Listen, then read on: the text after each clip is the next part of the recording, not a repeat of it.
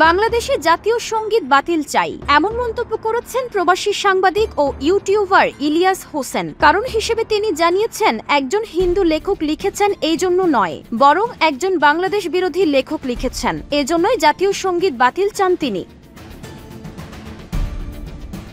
সম্প্রতি এক ফেসবুক পোস্টে এইসব কথা বলেছেন ইলিয়াস হোসেন।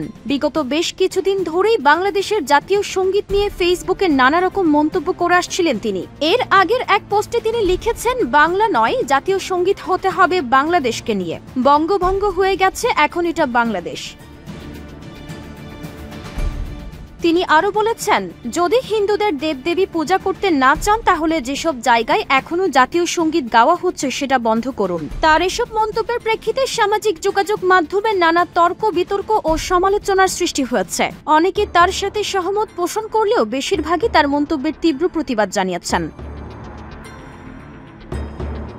এদিকে শাহবাগে জাতীয় সঙ্গীত অবমাননার ঘটনায় রাজু ভাস্কর্যের সামনে দাঁড়িয়ে সমবেত কণ্ঠে জাতীয় সঙ্গীত গেয়ে প্রতিবাদ করেছেন ঢাকা বিশ্ববিদ্যালয়ের শিক্ষার্থীরা। আয়োজকরা জানিয়েছেন, গত 10 মে আওয়ামী লীগ নিষিদ্ধের দাবিতে শাহবাগে বিক্ষোভ চলাকালে কয়েকজনকে জাতীয় সঙ্গীত গাইতে বাধা দেওয়া হয়েছে।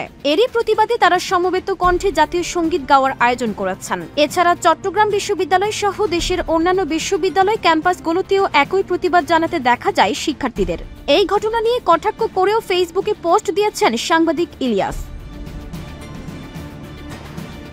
এ নিয়ে ঢাবি ছাত্রদলের যুগ্ম সাধারণ সম্পাদক বিএম কাউসার বলেছেন, যারা এখনো পাকিস্তানকে ভালোবাসে, যারা এখনো সেই দেশকে ভুলতে পারে না, তারা এখনো বাংলাদেশকে ভালোবাসতে পারেনি। তারা বাংলাদেশের জাতীয় সঙ্গীতের যে অবমাননা করেছে, এটাই তার প্রমাণ।